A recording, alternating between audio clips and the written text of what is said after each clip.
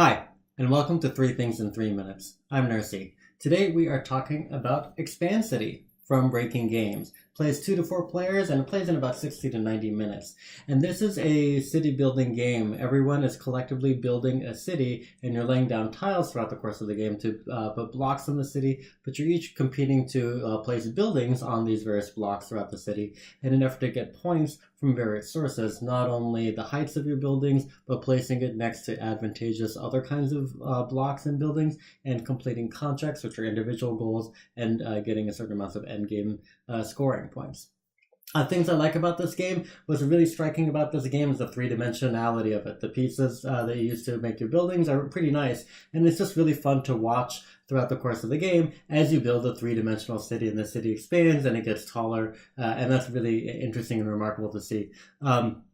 Also, the gameplay is pretty straightforward to learn, so there are only a handful of things that you do from turn to turn, so it's not very hard, very difficult game to get into. And especially later in the game, though, the strategy becomes more complex, because as you start laying down these blocks, you have to decide, am I going to put it someplace where it will help me build a building, or am I going to put it someplace where it's going to make someone else's building less useful and less advantageous?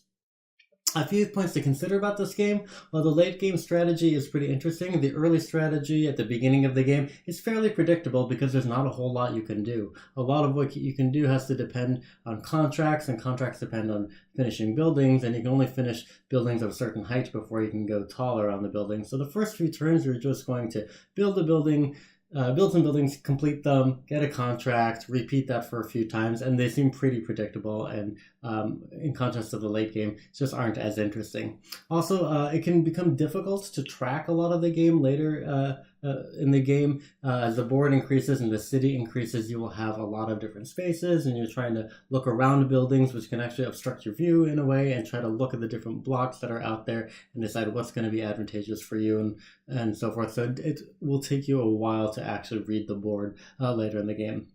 And also, the contract cards can be pretty luck-based. You'll get points for completing the conditions on the card, and they can be that you draw a card and you've pretty much already done the work and it's scoring easy points, and that can seem unfair when other players are working hard to meet the conditions of their contract and you basically didn't have to do a whole lot to get there. So in summary, it's a beautiful three-dimensional, cooperative-ish and then competitive city building game. It has some predictable early gameplay strategy, but it becomes more interesting later in the game. And just recognize that the contracts can be pretty luck-based. Please leave some comments, like, and subscribe. Thanks for watching.